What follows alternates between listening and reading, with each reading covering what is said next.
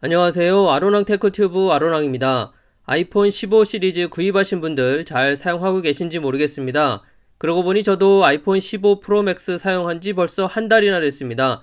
오늘은 사용 후기라기보다는 이렇게 사용해보니까 좀 더 편하더라 하는 부분들 여러분들께 도움이 될까 해서 영상으로 준비해봤는데요.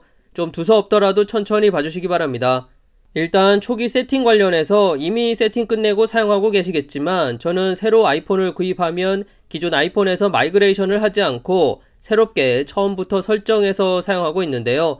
느낌인지는 모르겠습니다만 계속 그렇게 사용해 오니까 초기 오류나 버그 같은 것들을 거의 경험하지 못했던 것 같습니다. 사진은 컴퓨터에 백업했다가 아이폰으로 옮기고 은행 관련된 것들은 깔끔하게 다시 세팅하고 SNS 같은 경우도 이중인증도 확인할 겸 다시 설정하고요.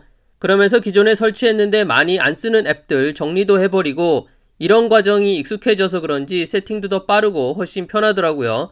그리고 세팅 이후 실사용에서 여러가지 오류 관련해서 아시다시피 아이폰에서 대략적으로 그 분석 데이터를 확인할 수 있는데 설정, 개인정보 및 보안, 분석 및 향상, 분석 데이터, 그동안 발생했던 오류 로그가 쭉 보이죠. 예를 들어 젯샘 이벤트, 이건 서드파티 앱 때문에 발생한 메모리 부족으로 나타난 문제입니다. 주의해야 하는 로그는 패닉풀이라는 로그인데 강제 종료 재부팅 관련된 겁니다. 이건 기기에 이상이 있을 가능성이 있으니까 그래서 3회 이상 이 로그가 기록되어 있다면 애플스토어에 가셔서 한번 점검을 받아보시는 게 좋을 것 같아요. 다음은 충전 관련해서 배터리 성능 상태 및 충전 최적화라는 옵션이 있죠. 요즘 이것 때문에 은근 스트레스 받는 분들이 많으신 것 같습니다. 80%까지 한도 충전도 그렇고 이게 꼭 필요한가 싶기도 하고 저는 그래서 이거 안 하고 그냥 씁니다. 배터리 어차피 소모품이고 이런 거에 스트레스 받지 않고 싶기 때문에 대신 저는 충전 습관이 자주자주 충전을 해주는 편인데요. 90% 이상일 때는 제외하고 그 이하로는 충전기가 보이는 족족 충전을 해주고 있습니다. 그 결과 12, 13, 14 중고로 팔 때 대부분 이 배터리 성능이 98% 이상이었습니다. 그러니까 충전 최적화 너무 그렇게 신경 안 쓰셔도 된다 말씀드리고 싶고요. 그리고 저는 무선 충전은 거의 안 씁니다. 다른 것보다 충전이 너무 느려서 같은 이유로 차에서도 그냥 걷기만 하는 편이지 무선 충전은 안 하는 편입니다. 제가 아직은 매그네틱 충전에 대한 어떤 장점을 못 느끼는 것 같아요. 그리고 충전기 관련해서 중국에서 재미있는 테스트 결과가 나온 게 있는데 애플의 5W, 12W, 20W, 30W 충전기로 15 프로 맥스 충전 시간 테스트한 게 있습니다. 결과는 당연히 30W 충전기가 가장 빠른데요. 요점은 20W와 30W 충전기 차이가 크지 않다는 점. 정품 충전기 가격은 17,000원이나 차이가 나지만 성능은 그만큼 차이가 안 나는 거죠. 그래서 결론은 애플 정품 20W 충전기가 가성비로 보면 훨씬 좋은 선택이다 라는 겁니다.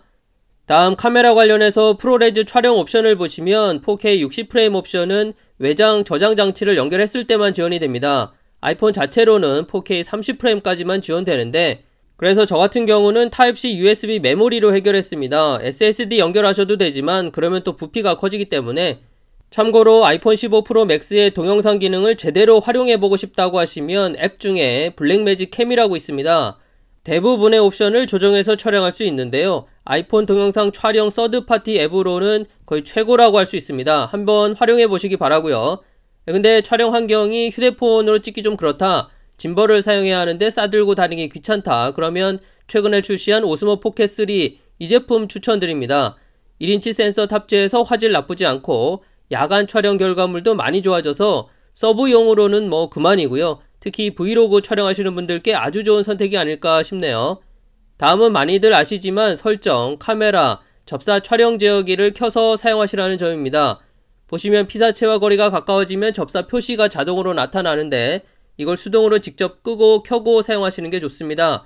이거 자동으로 해두시면 접사 환경에서 울트라 와이드 카메라로 자동 전환이 돼버립니다. 의도치 않게 화질 저하를 겪을 수 있어요. 그리고 카메라 옵션 중에 포맷에서 고효율성이냐 높은 호환성이냐, 높은 호환성을 선택하면 사진 같은 경우 JPG로 촬영이 돼서 여기저기 사용하고 주고받는 게 좀 더 편하긴 합니다만 영상 같은 경우 높은 호환성으로 해두면 보시는 것처럼 HD 화질의 60프레임으로 옵션이 많이 낮아지게 됩니다. 그래서 촬영할 때마다 조정해줘야 하는 불편함이 발생하죠. 근데 에어드랍 같은 경우 여기 상단에 보시면 옵션이 있습니다. 자동 현재 호환성 가장 높음 선택이 가능하고요.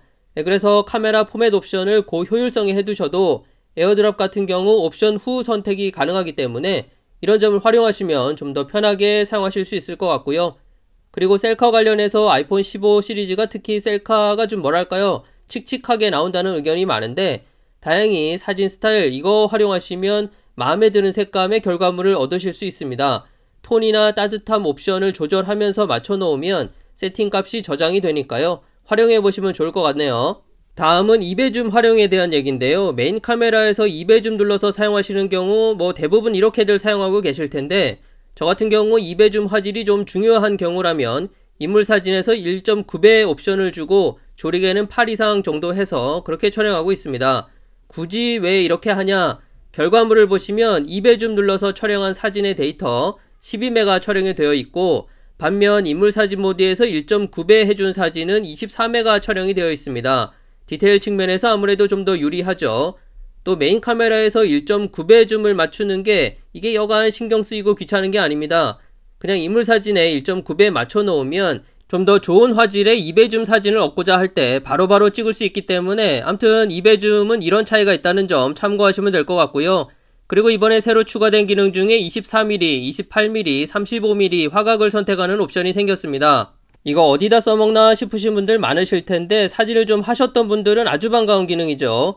24mm는 전천후 풍경사진에 적합한 화각, 28mm는 거리 스냅 찍을 때 딱 좋은 화각, 35mm는 야외나 실내 인물 사진에 아주 좋은 화각이죠. 특히 35mm는 피사체와 거리 조절만 잘하면 최고의 인물 스냅 화각이라고 해도 과언이 아닙니다. 잘 활용해보시면 좋은 사진 많이 건지실 것 같네요.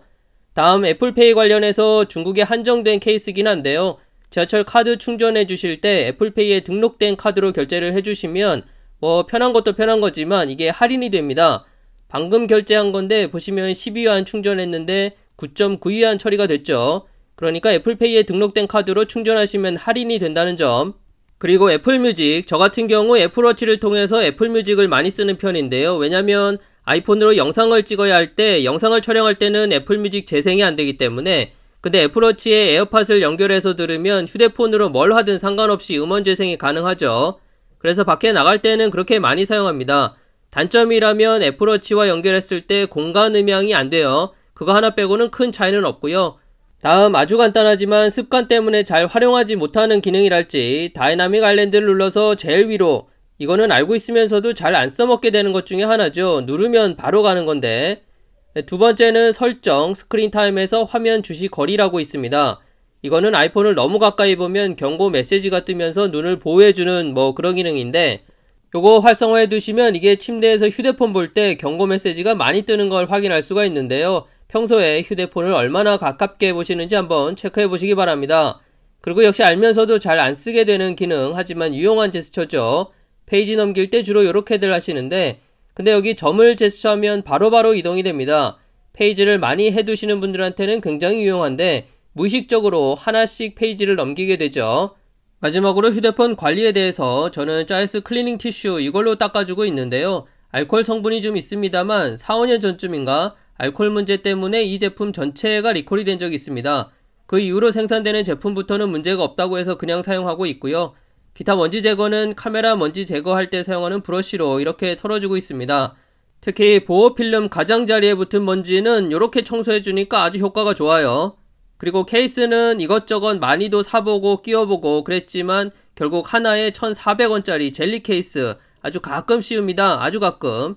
기본적으로 강화유리 부착한 것 외에는 생으로 쓰고 있습니다.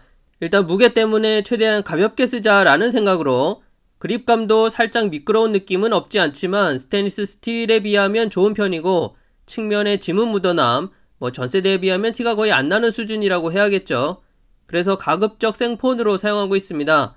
이쯤에서 휴대폰 파지하는 방법 말씀 안 드릴 수가 없는데 저는 한 손으로 잡을 때 이렇게 잡습니다. 그런데 많은 분들이 이렇게 잡고 계시죠. 새끼손가락으로 하단을 받치면서.